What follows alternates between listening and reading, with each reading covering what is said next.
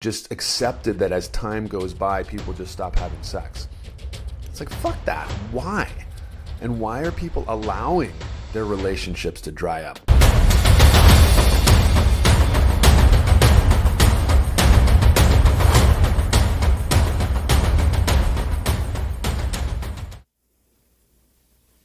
Masculinity is not toxic. Masculinity is medicine. Welcome to the Remasculation Podcast. This show is dedicated to the exploration, celebration, and pursuit of healthy masculinity in the modern world. I'm your host, Michael Bates. My mission is to accelerate and celebrate the evolution of men and masculinity across this planet in our lifetime. And I am very excited today to be joined by my guest, Zach Watson. Zach, it's an honor to have you on the show. Thank you. I appreciate it. It's good to have you here. I would love for you to tell us a little bit about yourself. And you are, as far as I know, an invisible labor educator for men. What does that mean? Who the heck are you? Tell me everything. Sure. So first off, I'll just share with the audience is that you and me met because you are a I don't know if it's a host or a co-educator in the Desire on Fire intimacy program that they had, which my wife attended recently. Some really juicy topics, I'm sure will come from that, but she was really enamored with who you were in that program, and who you helped these guys with no training, with little work, like really step into their power, I think is probably how she would put it. Like step into their being. And I think she loved the idea of having me find more of that, and to bridge over. I'm going through a bit of a change in the past year and a half or so. I'm in sales, but I'm looking to go full-time as an entrepreneur into this invisible labor education space. The past year I've been talking incessantly about mental load that mostly women are carrying for the men in the world.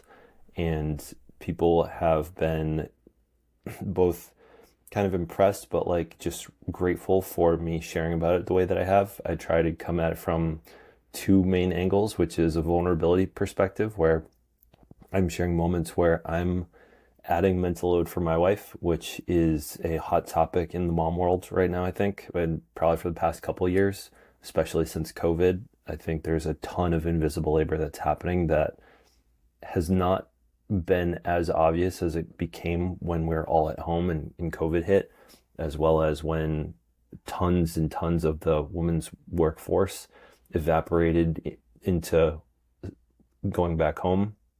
So within that topic, I've just been sharing consistently what mental load looks like in my life, what mental load looks like for a lot of other people, and where a lot of guys are kind of dropping the ball, I think, for when they want to be improving their relationships and they don't know, when they don't see the labor that's being done around them, it's hard for them to catch up. And so I've just been giving examples of that. And I now host programs for men to have much better awareness and understand the invisible labor around them.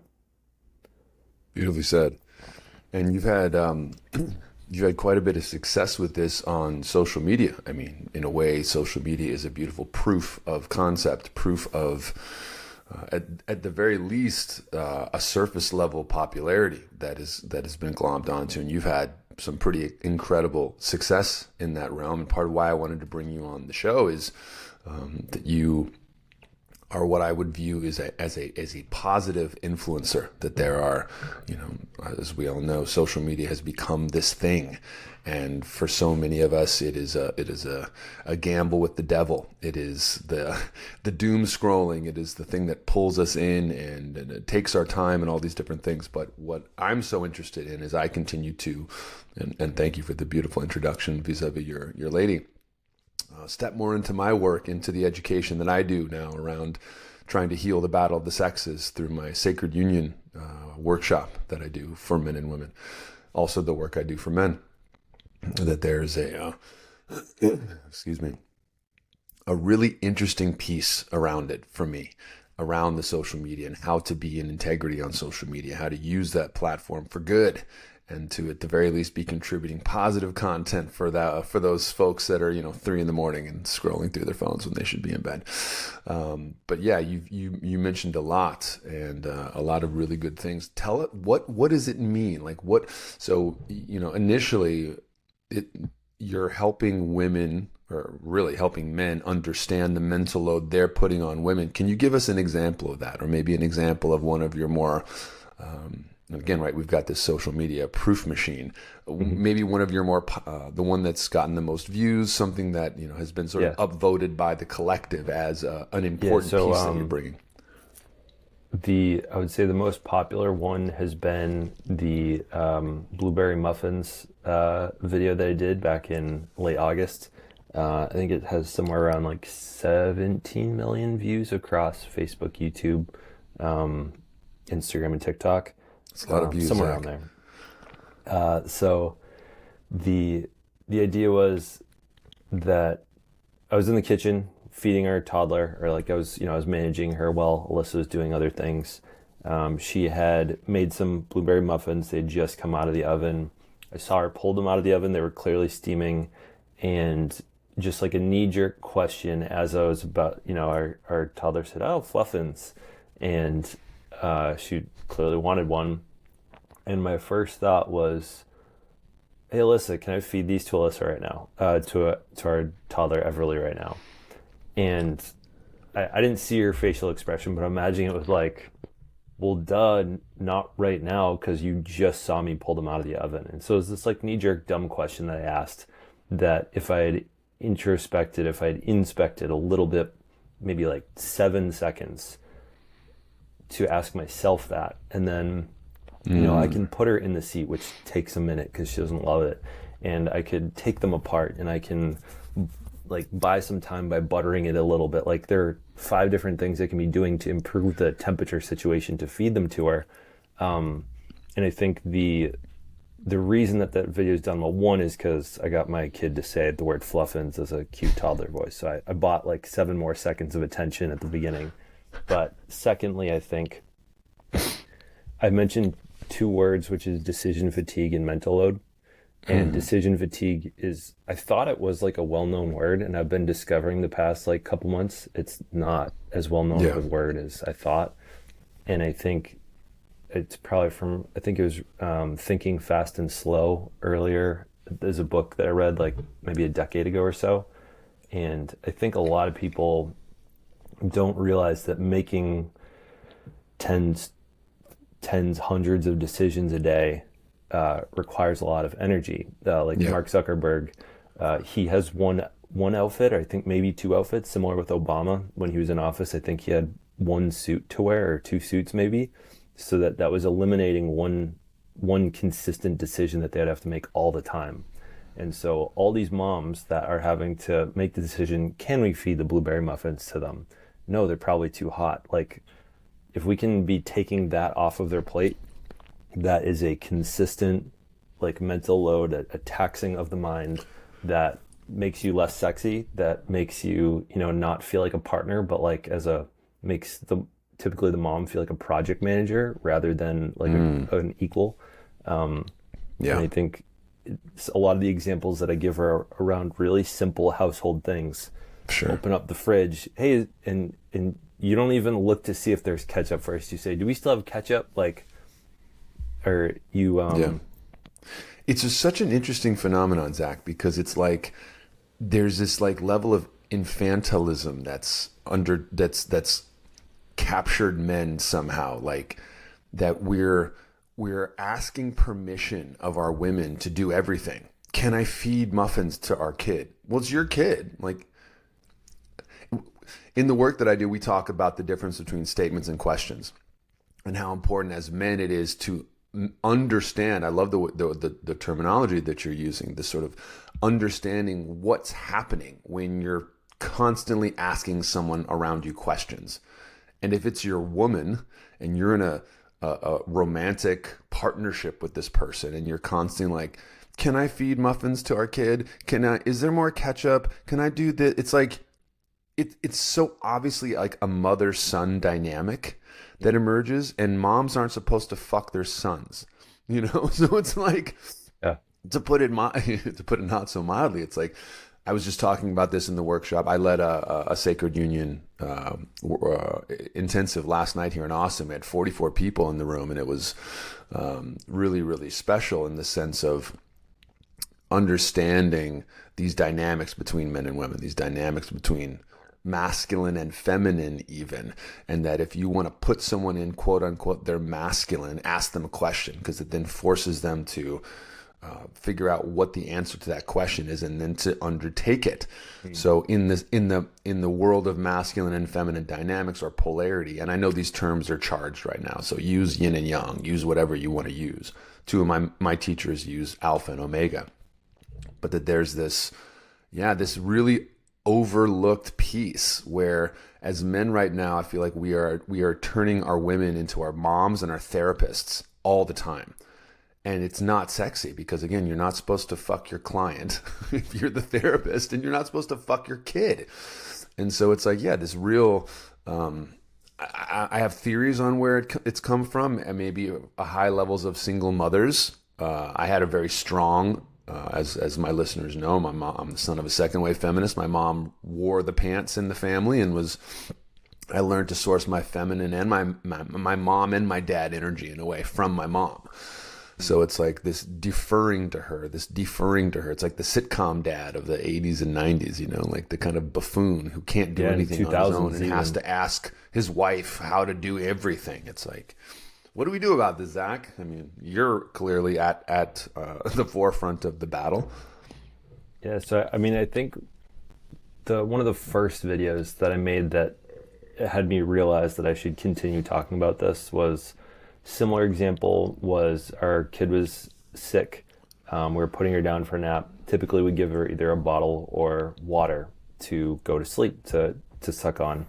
And in that time, I yelled over to Alyssa, hey, do you want to give her water or milk?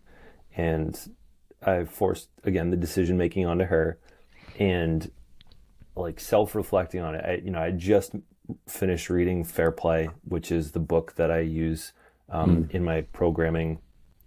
And I'd realized, I could have taken the lead on this and said, hey, I'm going to bring her a water bottle. I think we could do milk, but I think water will be the best choice for X, Y, and Z reason.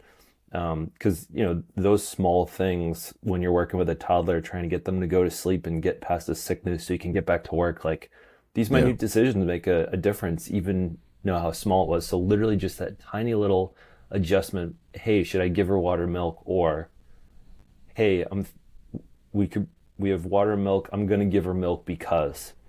And so you're as a former math teacher, I talk about how when I wanted to crank up the challenge on a math test, so I had the regular class, and then I had the honors class.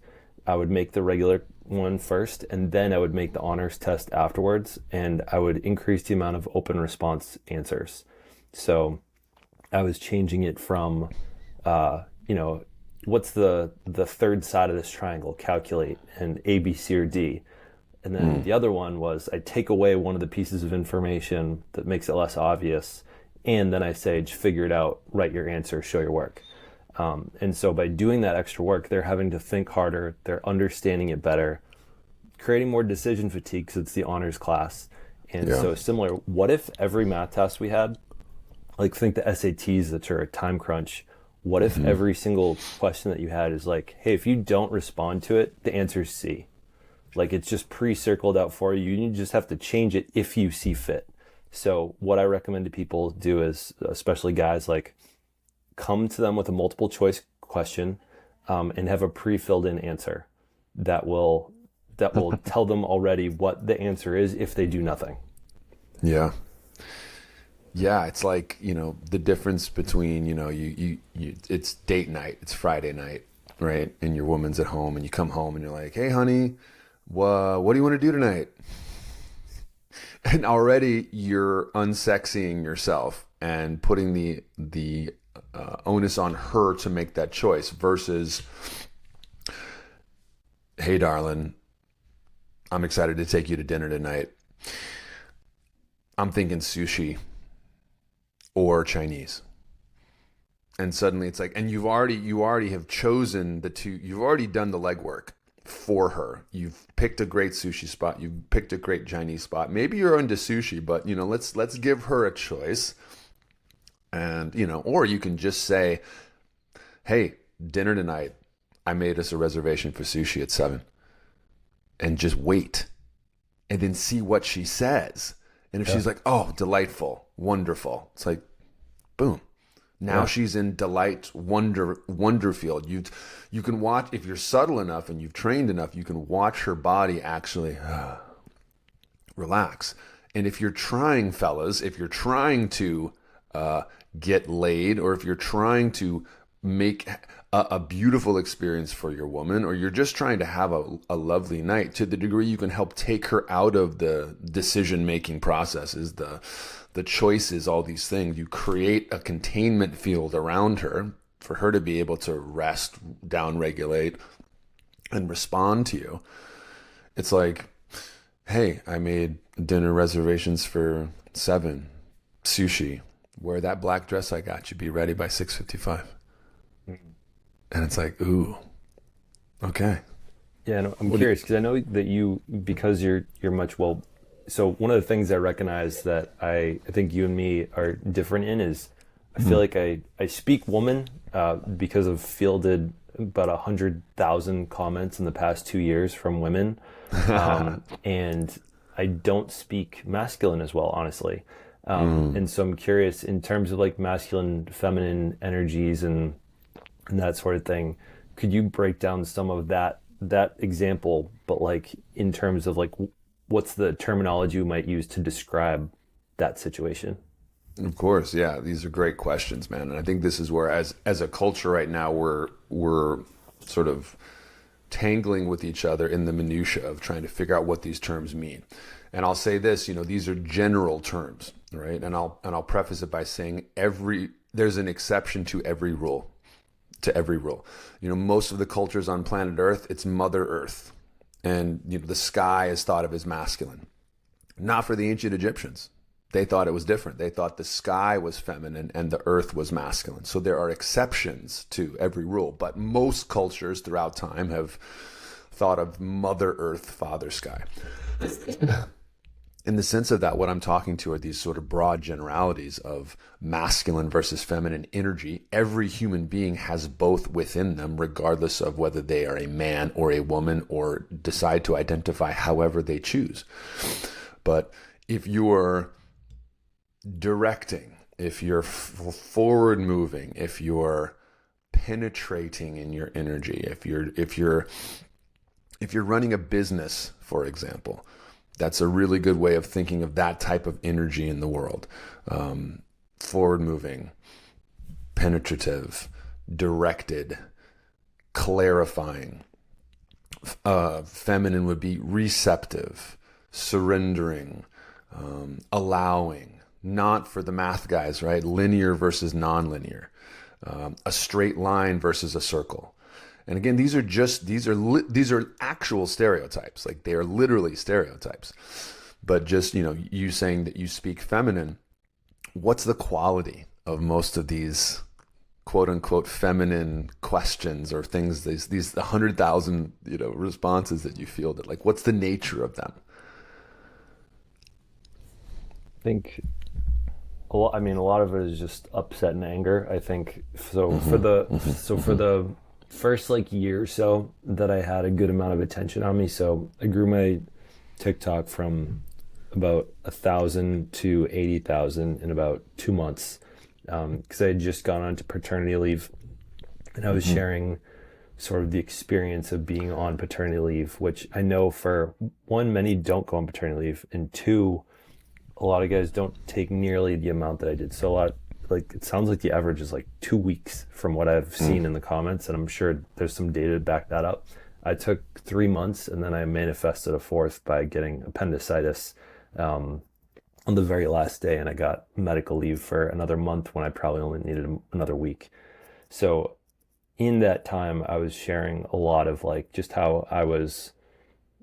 At first, it was how I was helping out, and then as I realized that even that was screwed up. It was like how I was co-creating, how I was co-managing the house and our child. I think there are a lot of women that were almost like watching me in like hopes that, okay, there are good men out there almost. But also there are a lot of moments where they were hearing what I was saying and then trying to calibrate that versus like what their current or their exes were doing. So I think honestly, I had a pretty cynical outlook on what men were capable of in those first months. Yeah. And then it's taken some time. So a lot of that was me sharing kind of vulnerably. And then in the past year and a half or so, when I started talking more about the implementation of fair play and trying to still share vulnerability, but more around educating what I was going through and where I was trying to learn more. So I think at the very beginning, it was even more ego based, where it was like me honestly trying to look good in front of all these women that were now following me, which Of course. super good ego massage that whole time. Sure. But And I the think projections, right? Of, oh, here's the man I wish my husband was or yeah, could like be. I remember one comment that really sticks out for me. Yeah. I made this that's video real. about how I went sober with Alyssa while she was pregnant, and it was you dropped this with a crown emoji on it, and I think I could go further into that. But your question was like, what was the response sort of like in the comments? I think it was just really cynical about what men were capable of, and Yeah. it was like, wow, you're doing great, man. And then there were a lot of people saying like, God, he's doing the bare minimum. Like, where is the bar that this is so celebrated? And I started seeing that and appreciating that. I was like, yeah, the bar is pretty low. Like, I don't know where I'm actually hitting the minimum versus where I'm like overperforming. And it's probably, I'm still working on getting to like an equal place in our home. I think she still probably does 60, 70, 80% of the mental load in our house. I do think that, well, I'll just leave it at that because that answers your question, I think. Yeah. Well, it's interesting, right? Because this is something I want to talk about too, and this is something I'm going to be creating a solo podcast around because it's really important, and it's the like. It's so easy to dump on men. It's so easy to blame men because men are dumb and men are doofuses and men don't get it and men don't pay attention and all this kind of crap. It's like, yeah, and who's inspiring us? Like where's if we're actually a partnership, right? And this is what the sacred union work is all about. It's about ending the battle of the sexes. And, so much of the emphasis is on how men are disappointing and are idiots and don't know how to do these things. But I've been surrounded by women for most of my life that have emasculated and diminished.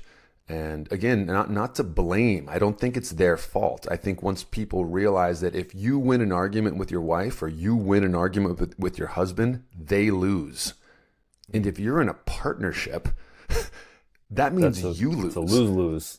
It's a lose-lose. So it's like, this is what's so interesting to me about, again, these quote unquote masculine and feminine dynamics. It's like the feminine has such power to inspire us as men, to inspire the masculine energy in everyone. And again, I'll be a bit more descriptive of these. Feminine energy is traditionally, it's receptive, it's passive, it's contractive, it's intuitive, and it's inward facing. Again, stereotypically, masculine is projective, active, giving, expansive, outward facing. Qualities like confidence, clarity, courage, discipline, logic, versus nurturing, tenderness, the qualities of mother versus father, feeling, sensitivity, emotion, these types of things. They're not necessarily true. I'm not saying they're true across the board because they're not, because we all know super confident, disciplined, logical women. And we all know sensitive, radiant, nurturing men. But so it's like, again, these terms can be useful because all I'm interested in is it working for you? Like, is it working in your relationship? If it works that the woman or the female body in the relationship carries most of the directive energy. She's the breadwinner. She's out in the world. And the man is home taking care of the kids and, I don't know, meditating or playing music all day. If that's working for everyone and there's fuck energy, and by that I mean people are having sex and there's attraction, fuck yeah, that works for you guys. But if there's not, if it's cold, if there's not a lot of sex, there's this, I think we've just accepted that as time goes by, people just stop having sex. It's like, fuck that. Why? And why are people allowing their relationships to dry up? Why are they allowing themselves to lose attraction for each other? And I think it's because we just accept it because it's what we see everywhere. So it's like, how do we as men turn our women into our moms and our therapists accidentally by asking them questions all day and putting mental load on them? You know, honey, what should I get from the store? It's like, fucking figure it out, bro. You know, like, do your own work, be your own person. And I'm curious, you know, how do you recommend, or do you recommend, you know, for men, like getting their getting their shit together, right? Like, what does that look like as far as men being able to, you know, what are you're educating men towards understanding the load that they're putting on women? How do we help men do the work to figure their own stuff out first and not always be relying on her to sort of create that? Well, I'll try to make this not sound like a pitch for my program, but the answer to your question is exactly kind of how I run the program. So, it's fairly new because, you know, in the past couple months, I've just had an influx of people like booking a call and wanting to join. But people have been begging me for about a year and a half now for like, can you create some kind of education for, you know, how you became this way? And, you know, I call myself a recovering man child, not an evolved one. I'm still working on it. But so one of the things I have are the guys that I work with go through is the Fair Play book. The Fair Play book was not written for men. It was, you know, kind of in how you talked about, like, it's a lot of guys see it as dumping on men and it's like aggressive and attacking. Mm-hmm. That's not been the experience I got. It's just a really tough look in the mirror. It's like an ugly picture that we can choose to look at and embrace and be like, damn, that's me. Or we can be like, nah, that's not me. I'm better than that. And yeah, I think if you can fully embrace what she talks about in the Fair Play book, where she talks about the challenge of mental load and invisible labor and emotional labor, and her solution is, so I'm a Fair Play facilitator. So, you know, I worked with the company to be someone that helps folks implement this. So go through the book, and we call them boring meetings.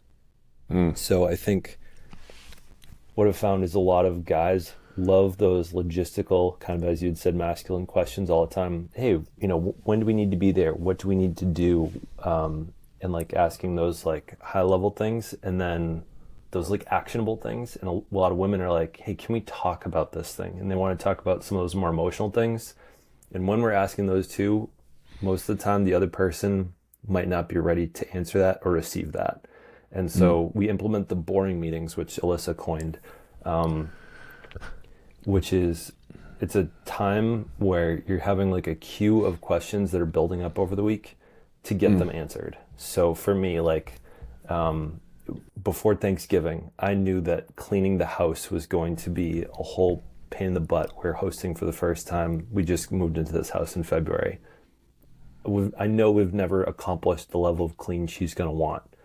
So I said, okay, so that we're not yelling at each other and I'm not asking you 100 questions the morning and the day before Thanksgiving, let's a week ahead of time walk through the house and figure out, what does clean look like? I know there's going to be things that you're seeing that I don't see, because I know that society doesn't judge me on these things. And like one of them that came up was like washing the windows. Not something I ever think about. Getting the dust off the rims of the cabinets in our kitchen. Never noticed those. So we went through and did a deep dive. We ended up doing for an hour and a half, really creating clarity around what clean looks like. So we had a list to work from rather than each other's brains. So that she wanted Go Yeah. ahead. No, that's just it, man. And that's the question. And for me, it's like in relationships, how many people are taking the time to actually sit and discuss who's in charge of what? What am I responsible for in the relationship? What are you responsible for in the relationship? What are we creating together? Is there an expectation of a clean house? Great. My version of a clean house is probably going to be different than her version of a clean house. And if, I'm going to use an example from my own life. My mom and my dad, my mom is a clean machine. She needs the house to be clean. My dad could literally, I feel like he could be living in, and this is the joke, right? Living in a garbage dump and he'd be groovy.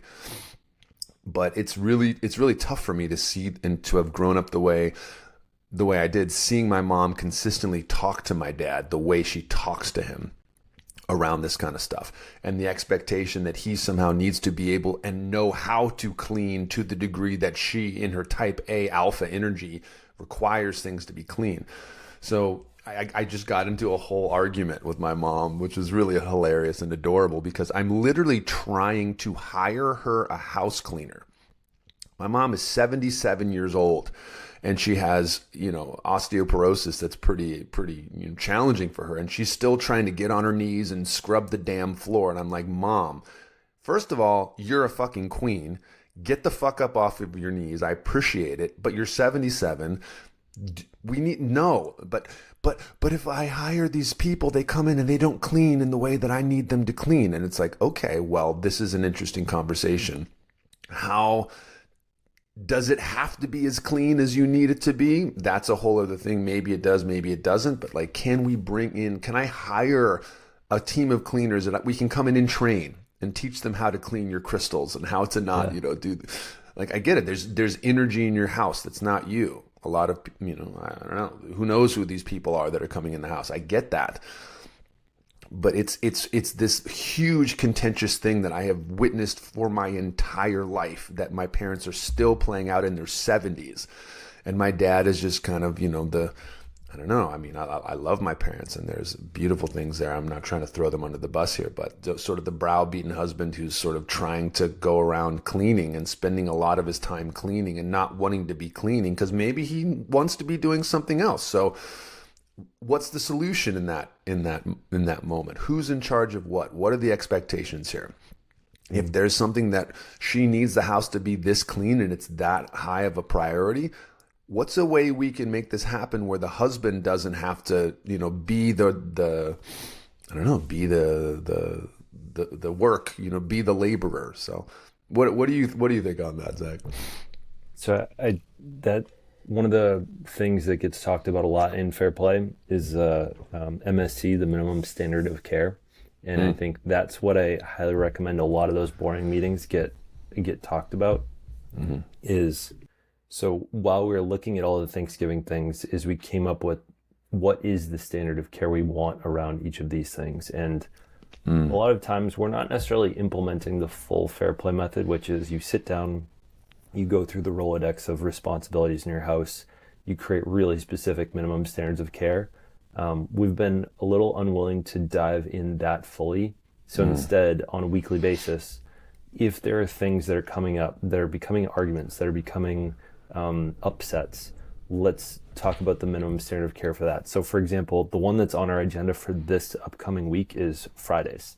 So on Fridays, we don't have daycare, and either my parents or her parents come over to look after our toddler. And they usually get here between 10, 11, 11:30. And both of us, we start the workday at 9. So the question is, okay, like who's managing for the first couple hours? And at the end of the day, at 5 o'clock, like we want to, especially now that it's, dark at like 5 o'clock up here in Massachusetts, like who's managing things at 5 o'clock when they want to leave. Yeah. And we keep assuming, and we keep miscommunicating, probably a bit more on me.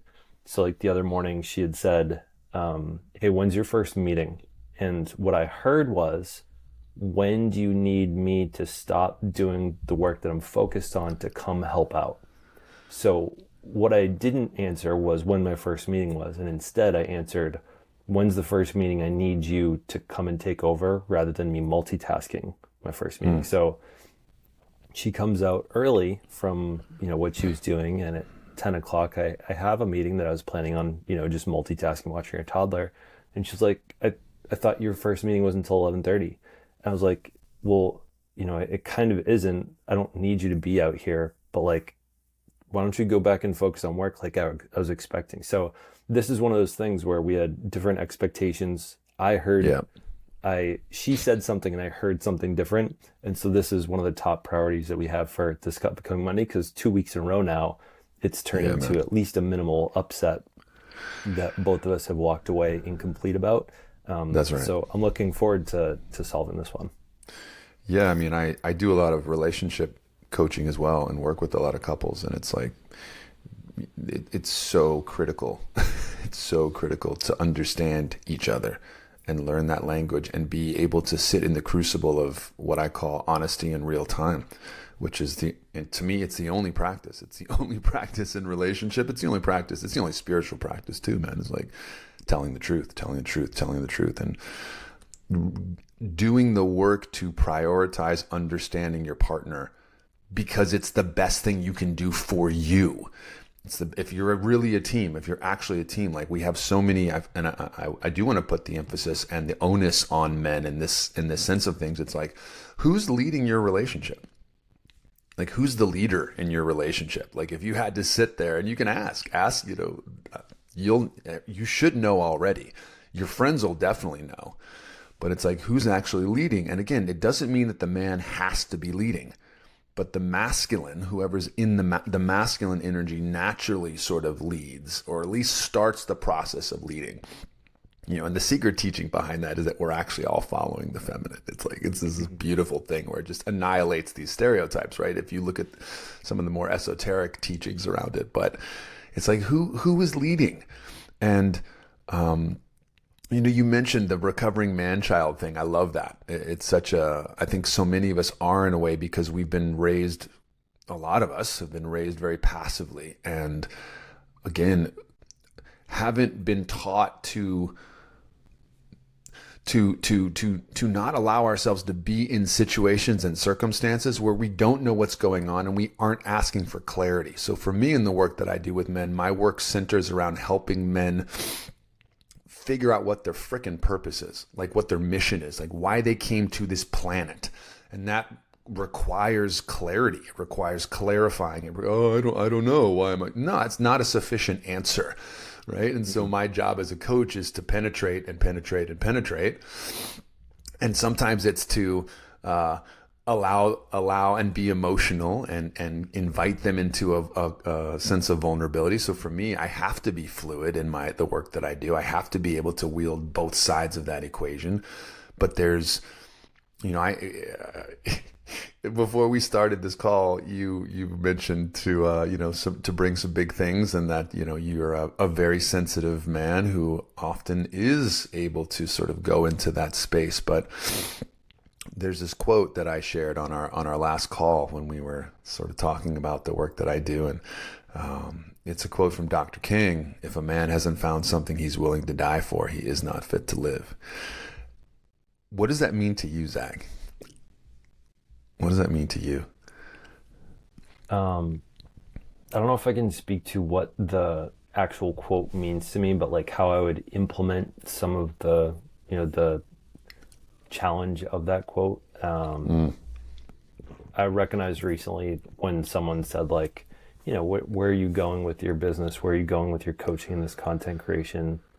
And they're like, they didn't like my answer. They're like, no. Like, what's like, if you were really accomplishing like your life's work, like what would we see out there in the world? And my answer was, and is, it would be that, in 10 years time, maternity leave and paternity leave are fully paid for by our federal government, and that it were actually like we see in like Scandinavian countries where the invisible labor that women are currently doing for free is acknowledged by our government and by our society, such that they want to pay for it. They want to see that it's getting done right and that it's not getting pushed under the rug. Yeah. That's a beautiful point, man, because there is so much in that. in as we've our society has a very masculine skew as far as what we prioritize and what we value. And so much of what modern divorce law has centered around is trying to balance that equation, where it's like, what is the value of raising a child? What is the value of keeping a home? What is the value of supporting a, let's say, male breadwinner as he goes out in the world and accrues monetary value that he could just remove at any time he wanted to, potentially? And that woman who's been investing her time and energy doing the work of mothering or wifing or just not being a primary breadwinner and trusting the dynamic of the old relationship that used to be this dependent relationship, man, woman, breadwinner, homemaker, these stereotypes. You know, one of the positive things of feminism, I think, has been challenging that and challenging that and challenging that and stepping into an exploration of, yeah, what is the value of that? And I know it's a piece that's really big to your heart. I can give you at least one answer to that question, which is there's a statistic that came out and I've heard now in 3 different publications over the past couple of years, which is that the labor that women are doing right now, that's like unpaid labor, makes up for about $1.5 trillion. Yeah, I believe that. Yeah. And so coming to value, I know a lot of us, like when we hear the word value, we immediately jump to, okay, well, how many dollars is that in value? And sure. I think a lot of people have had a hard time articulating, well, what is the value of women? And I know my friend Laura, she makes these videos about, she's made a handful of them where she's sharing, well, let's break down what a stay-at-home mom does. Let's see. So for 3 kids, she's taking care of them. So that's the cost of childcare. She's cooking the meals and doing the prep for them. So she's a personal private shopper. chef. She's a chef. Yeah. And then she's a chauffeur. So she went and took all those things. And I know this has been done by a couple other folks, but yeah, I think it came out to like $150,000 worth of work. And then you can multiply that if you have more than like 1 or 2 kids. Sure. So how many guys are actually, yeah, I think in those, a lot There's of also a job that's 24/7. Like you're an emergency room doctor. You're on call all the time. Kids up in 3 a.m. Yeah. Clock in. Yep. Clock in. I mean, that's why I think the idea in divorce law is 50-50, where it's like, if you're at work making money in the stock market that translates to X amount of literal dollars, and if you were billing her as an employee for X amount of dollars based on what the value of those things are, it would be pretty close. I mean, that's the idea behind, again, these workshops that I'm doing and the ending of the battle of the sexes. It's like, if you're on the same team here and you're competing, it's like, how do you figure that out? And how do you account for betrayal or the things that do end relationships, and when there is divorce and all these things that, you know, at this point it's really interesting because a lot of them really skew in favor of women in a lot of ways.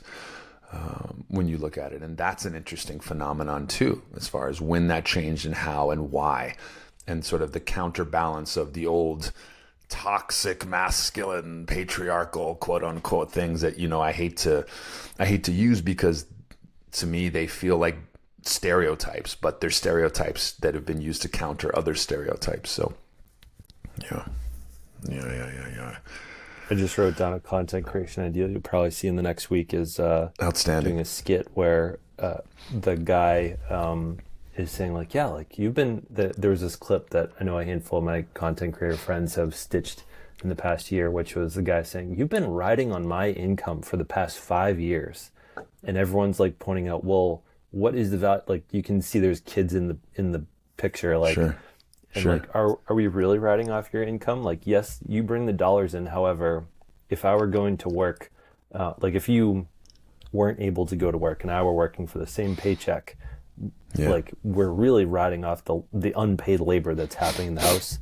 And so I'm seeing a video where I do a lot of skit videos, Yeah. so it's the guy saying kind of the same thing. You've been writing off our income. Like, what have you brought home? Well, here's the invoice for all the tasks that I've done, and be like, wow, this is like a really big bill. You sure this is what you're owed? Yeah. Well, let's go through the line items and like, wow, that is a lot of paid labor. Yeah, I think that's brilliant, man. And I love the way that you bring humor to the process and the skits that you do where you're you and then suddenly you're your wife, or you're sort of taking on these archetypal frames. And it is such a useful tool. You know, humor is such a useful teaching tool and such a useful way of doing this. So it's like, yeah, like if we're summarizing a bit of what we've been going over, like the work that you do is helping men understand the mental load that they're bringing through their unconsciousness of not recognizing that every time you're asking questions that you already know the answer to, you're extending the work of answering that question for you that you could obviously be answering yourself, which gives puts more onus and energy and necessity for her to handle that for you, which then infantilizes you in her mind. And how could it not? You're now a child, obviously, because you can't figure out where the ketchup is in the fridge. Like, again, I try to work with guys on this all the time. It's like, because I've done the same thing, because I was trained by the way I grew up and what I continue to watch. It's like, the utility of being in your relationship as if you were the only one there sometimes. And like, if this is your house and she's not around, like, where's the ketchup? I mean, if she literally wasn't there, what would you do? You fucking figure out where the fucking ketchup was. There you go to the pantry. Like, I'm out of ketchup. I'll go to the store and get some ketchup. Hey, honey, I don't know where the ketchup is. We're out of ketchup. I'm going to go to the store now. It's like, God, like, of course, who would want to fuck you in that energy? It's like, Yeah. so. Yeah, and I'll point to there was like a moment almost like that where I think historically I was probably doing that version of it, and in the past year I've made the changes, and through Alyssa's work with Desire and Fire, she's freed up a lot of things. But like last night we had some great intimacy, and I think it actually stemmed from, I ended up waking her up, but we went to put our toddler down, and this will be a video I probably come out with this week too, is I put her down. I told Alyssa to go to sleep, and I had realized that there were no nighttime diapers left. And so the nighttime diapers are pretty absorbent versus the pull-up diapers that we currently have as we're about to do potty training, not very absorbent. And recently she's been waking up soaked even with the super absorbent ones. And so we have to change her sheets and her her diaper in the middle of the night. And so as I was about to put her down on my own and she had already gone to sleep, I was like, oh no, we're gonna have a terrible night tonight if we don't have nighttime diapers.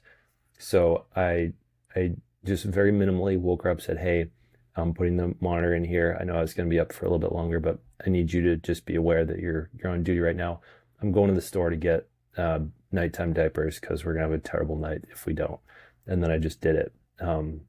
She did ask, like, are you sure we don't have it? I was like, I took at least like 2 minutes to look in our closet for if we had any more. I did not see any. So I'm not going to spend more time in her room because I just put her down. She has a pull-up on, which is going to be terrible in a couple hours because, she drinks water. So, and then, later on, like her feeling like, wow, he just took care of that thing. He didn't ask me questions. I think an older version, a younger version of me would have said, hey, like I might have even, I don't know if I would have called her. I probably would have just made the risk of doing the diapers, but I wouldn't have like said, hey, we need to go get nighttime diapers. I wouldn't have just made that choice and like told her how things are about to go. I mean, it might seem like not a lot, but to me, that is the evidence of your graduation uh, from man-child. Like, that's like you made it, man. Like, that's it. That's it. And then I Don't think give in me those too much moments, credit. it's I like, still, go ahead. there's a lot of those moments where I'm still, I think, falling short. I mean, that blueberry Sure. muffins video, Yeah. that was only 3 months ago, so I'm still getting there one video at a time. Sure, absolutely. But in my experience, there is a moment when it clicks, when it goes from, the majority of time you're bricking it, you're not getting it, to then the majority of the time you actually are. And there are still moments of unconsciousness where you're still sort of learning the frame and getting it in different contexts. But as men, when we actually get that, and you have a moment of telling her, oh, by the way, I recognize that we were out of nighttime diapers, so on my way home from work today, I just grabbed those and we're all loaded up. Things are good. So, and just see how that affects her. Like, don't ask for credit necessarily, but like, just tell her the truth. Yeah. Again, what you did, and that's Yeah. going to be Sometimes sexy. I think it's Yeah. appropriate to, so I've also made a couple videos where it's like there's a sort of like you said, like a graduating evolution of adding and decreasing mental load. So Yeah. there's like for the ketchup one, right? So there's this video is done actually pretty well. I think it's over 1 million somewhere. But it starts out as, "Hey, honey, do we have any more ketchup?" That's like the least amount of mental load that they're taking on. It's like the most infantile version. And there's the second one. "Hey, Alyssa, I just looked in our closet. I looked in the fridge. I don't see any ketchup. Is there some that I'm not thinking of that's somewhere else?" So it's like you've shown the work, you've communicated the work that you've done, Yeah. and you're That's it. still checking in because you think they might have a little bit more. Then there's the next one, which is, "Hey, honey, I'm adding ketchup to our grocery list unless there's something else that's on there. I know you'd scheduled to pick up for tomorrow. Yeah. We should be good." And then there's the one more step, which is you're also doing the emotional labor, which is what's the importance of the ketchup. So let's say you have a toddler, they have there's a birthday party on Saturday and there's hot dogs and they don't eat hot dogs without ketchup and there's gonna be a meltdown if there's no ketchup. "Hey, honey, I'm gonna go out to the grocery store and before Saturday and 6 hours from now, I'm adding ketchup as well as a handful of other things. Here's the list. If you could do me a favor and just look it over real quick in the next couple hours before I go, because I know that at least we need ketchup because our toddler's going to have a meltdown on Saturday if they don't have Yeah. hot dogs." Oh, that's So beautiful, you're man. showing the work, you're showing the emotional labor as well. That's right. And you're using statements versus questions. I am going to go to the store. I know that we need ketchup so that the kids don't have a meltdown this weekend. So you're demonstrating your value to her. You're demonstrating what you've already figured out. You're in the process of becoming attractive to her versus repulsive to her simply by understanding this very simple thing that no one taught us, that most of us don't understand why it's happening. It's not like she understands why she necessarily is repulsed by you or this. She wants to love you. She wants to be turned on by you, but you're turning yourself into a child, and she's very naturally responding to child energy from her sexual partner by not wanting to be sexual with them. It's like, of course, of course, of course.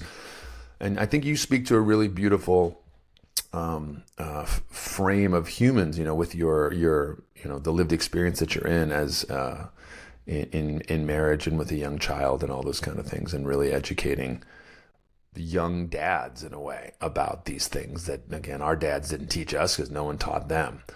And it's a really critical task. So I just want to take a second to just thank you for doing that work, because again, in this, I know we got to get you out of here soon. So, but I'm really fascinated by social media and the way that you are using social media for good, because I've had this story and it's based on facts. I've read all the studies. We have the studies now, the longitudinal studies of 15 years of social media data.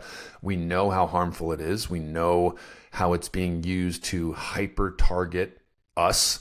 Our data is being used so that they can more efficiently sell us things, some things that we need. Like sometimes it's nice, like I get an ad and it's like, oh yeah, I would wear that shirt.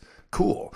But then it's like, is this the best model that we can have that actually benefits humans versus the people that have created the platforms and are monetizing them and allowing the people that monetize them to run the show? So this is something I'm so fascinated in, because this is something I'm trying to do and lean into. This piece around positive content creation and what you're so good at, Zach. We'll say there's a slight dark side that I'll share with you. Um, one thing that I recognize that I do consistently is sometimes, and your screen's gone blank, but I'm gonna keep talking because I think I'm Yeah, keep assuming it's talking. still There's recording. something with the connection. Um, I've been losing you a few times, but keep going. okay. So this is like a behind the scenes of like content creation. I think so. I do try to make a strong majority of the videos that I have be educational. Not putting down men and giving them Mm. actionable, really Thank you clear for that, by changes the that way. they can be making. Yeah. Yeah, and I do, however, sometimes I will, play up a little bit of the rhetoric or like the that you'd use like the archetypal roles. So Sure. sometimes I will play it up a bit and it'll be a little bit more entertaining. It'll be a little bit more triggering. And I know that those videos are for reach to get my face in front of more people. Yeah. And Yeah. then I'm continuing to pepper them with like the educational stuff. That's a little less entertaining. It's a little more boring, but like if you follow it, if you implement it, you'll be one of the hundreds of DMs that I've got saying, "Thank you so much for this free content that you're putting out." Where Yeah. me and my partner have started following your advice and making significant changes. Yeah. Yeah. Yeah. That's really it, man. That's really it. Well, are there any last words that you'd like to share with the audience today? Anything that we've missed, or yeah, a last piece to throw in?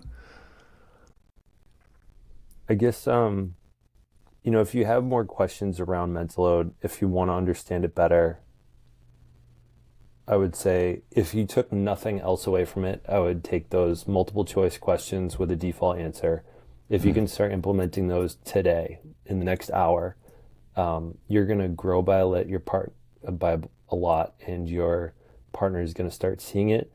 And if you want to dive deeper into it, that's one of the frequently asked questions I get is like, how do you go about it? And for a lot of women, it's like, how do I start this conversation with my partner Mm. without turning them off, without like hurting their ego, without sending them away?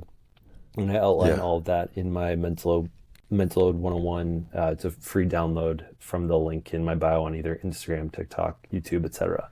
Um, so if you're looking for more resources, I have them.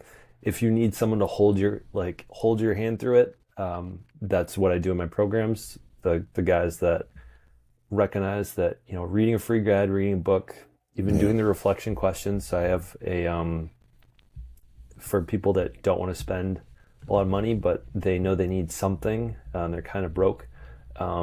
Is I have reflection questions I've made that go along with the Fair Play book. I know when I get a book, it's really easy to fly through it and not take away anything from it. So I turned my Yeah. teacher self on, made a bunch of reflection questions to go along with it. If you buy it for $20, I will buy back your answers for $40 if you complete it within 60 days. Wow. Amazing.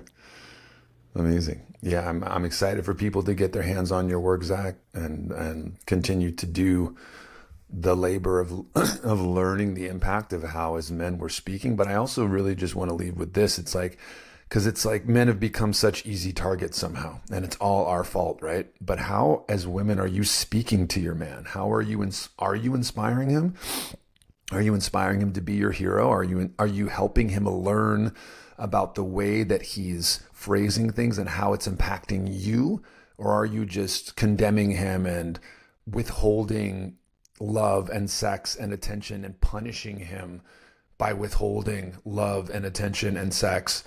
Because it's again, we're on a team here. Like, I'm not here to be on it to pick sides. I'm not on men's side any more than I'm on women's side. I'm on our side, us humans. It's the same team, everyone.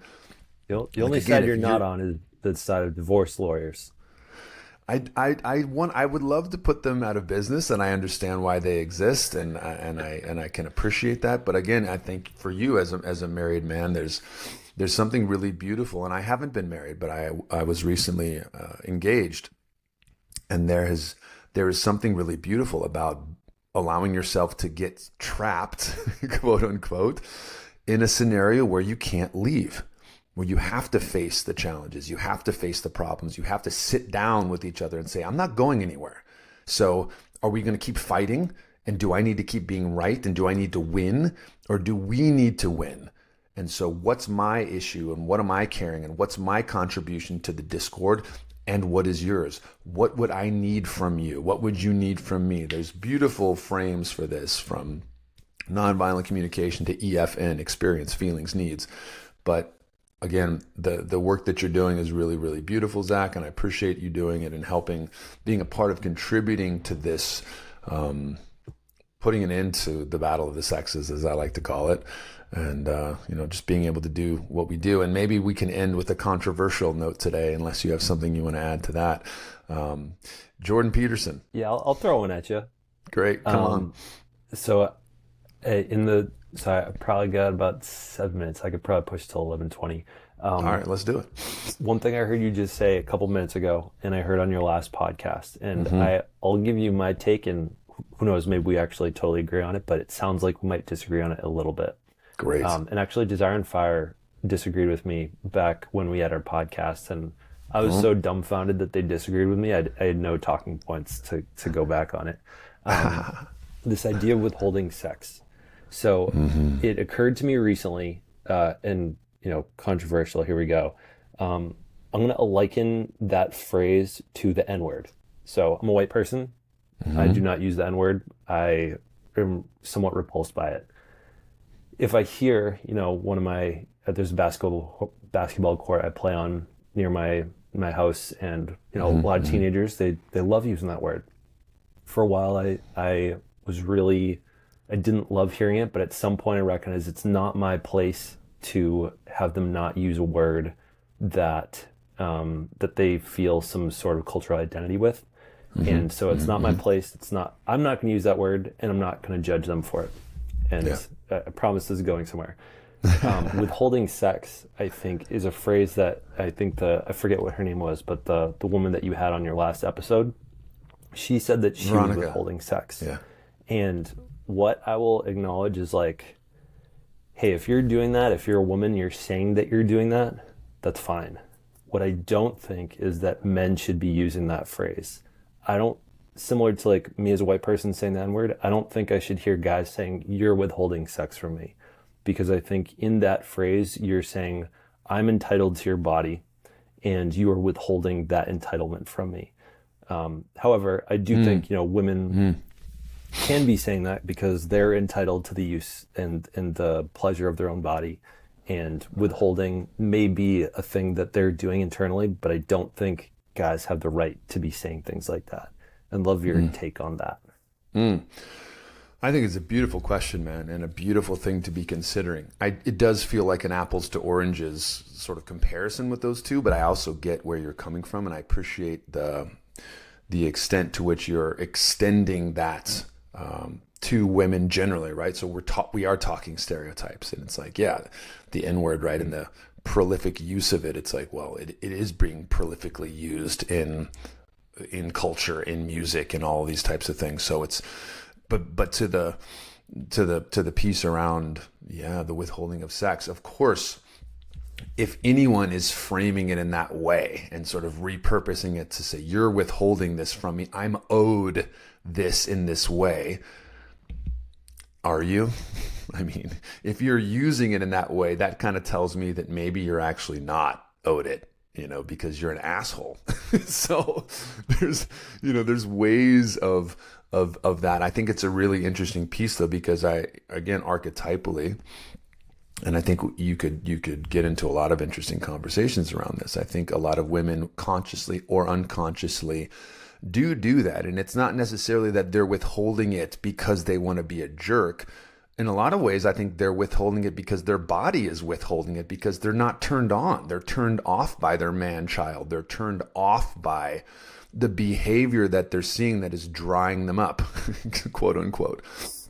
I think there are ways in which sometimes the feminine shadow punishes rather than stepping into the discomfort of the honesty in real time conversation. And we all do this. Everyone does this in relationship. They do something I don't like. I don't mention it. I just sort of take it and then I add it to my little pile of resentment over here, my little pile of resentment that I can hold against my partner because I'm right and they're wrong. And he's a man, and of course he's acting this way. So instead of doing the labor to actually meet this challenge and see, am I withholding this in order to punish or in order to just respond to bullshit behavior that I'm tolerating in the relationship? It's like, again, if my goal is to not stereotype, it's to use these stereotypes to take every relationship and every individual for what they are, which is an individual with their own unique set of responses and experiences, and help them discover, is your relationship working for you or is it not? And if it is, great, done. If it's not, why? So I'll split the difference with you on this one, man. I think it is definitely something that can be used by certain types of men, or I don't know that I've used it, but I could imagine a scenario where I might, be really hurt or frustrated and say that. Because it's like if we're talking archetypally, like old world style, it's like, yeah, I am exchanging with you my status, my protection, my provision as a man. I am giving you value, and what men generally value from women is a certain degree of their beauty, their body, the reason we're attracted to women in certain attributes biologically is because those attributes generally, not always, indicate higher levels of fertility. So there's a whole place, we don't have time to drop into all these rabbit holes here, but yeah, no, man, I think again, it's like it's you got to take it on the individual context. We can generalize all we want, but I think we all fail when we start to make these sweeping generalities. Men are toxic, women are bitches, this, that, or the other. It's like, well, sometimes they are. Sometimes men are toxic and behave toxically. But if we start to ism that and extend it to entire groups of people, it is technically sexism. And I know it's really popular, and somehow you're allowed to pick on men right now. You're allowed to pick on white people right now. And I think that's lazy. I just think it's lazy. I understand why it's been happening. I understand why it's being extended to a general population that at some time in history was in some ways perpetrating certain things. But I mean, are you, Zach? Like, have you done those things? So again, it's like, I understand why it's all happening. And I'm curious, are we done yet? Like, do we need to keep fighting those general battles, or can we get to the work of loving each other and judging each other by the content of our character kind of thing, To hard to circle say. it back I think to a lot of Dr. people K. would say, I would say a lot of people would say, probably including myself, is we're still very much in that fight. And I think there's For probably sure. a lot of people that are not they're past some of that fight. And I remember talking to one of my friends who's also in Austin. He was like, can we just stop talking about like racism? I was like, yeah, most people probably not. Like, we still need to talk about it. And I think there's some people that probably are past it. I think is it Morgan Freeman maybe has Yeah. talked about, like, Oh yeah, I know what you're talking I'm done about. with Black It's a great History video. Month. And like, I get where he's coming from, and I think for a lot of people in a lot of communities, like, it's too real to look past it. Sure. So yeah, I'm not going to dive into that one. It's definitely not my area of expertise. Part two not of our trying to get lit up conversation. online. Yeah. Yeah, maybe. Well, it is maybe because one of go ahead. in a Go. couple months, when I've completed some coaching with you, we can talk about some before and after results, and maybe we There we can go. pick this one back up if we want. Heck yeah, man. Heck yeah. I love that. Again, I love the way you said that, man. There are definitely people that still need to work through the isms. It's real. It's there. I am a steward of and a fan of the work of moving beyond these things, as I say in the room last night in my Sacred Union workshops, which are about bringing men and women together to end the battle of the sexes. Like, polarity And these higher energies, they don't give a fuck. They don't give a fuck where your people come from, what your skin color is, what your gender is, what your pronouns are. It's irrelevant at the level that I want to work at. And it is relevant. But where do you want to put your attention? And I get it. There is work to be done. There is always going to be racism. It's just like there's always going to be sexism. I think we're doing a beautiful job as a culture of examining these things right now, for better or worse. But yeah, like we're on the same fucking team, people. And divide and conquer is the oldest military tactic that's ever been used in the history of humanity. And I see a lot of racism being used to divide us and distract us from things that are more important, and sexism being used to divide us from each other. And we are the same fucking people. We're the same human race, and racism exists.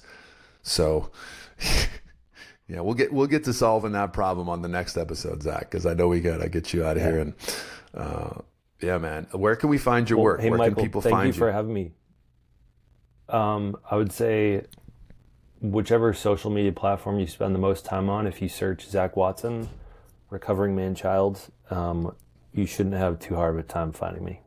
And that's Zach with an H, Z-A-C-H, Watson, Yep. W-A-T-S-O-N, recovering man-child. I'll let you all spell that for yourself. Thank you guys for being here with us today. Thank you. The handles themselves, sorry, is Zach Think Share, or on Instagram it's real Zach Think Share, but I think it's easier to just do a search term with recovering man-child. Amazing. And for you guys listening, I am for sure. Yeah. My next Kingdom group program for men is going to be kicking off in the new year here, 2024. I run these programs a couple times a year. They are for men that are looking to really take their life, their experience to the next level in the company of other men. So using other men as accountability, as brothers on the path, and recreating the old technology of tribe, of clan, of having men, fellas around you that are also striving for more in their lives and learning how to grow and become better men in all the ways we've been talking about today, often by fucking up quite a bit. So love the work you're doing, Zach. Really appreciate you. Thank you guys for listening. We'll catch you next time right here on the Remasculation Podcast.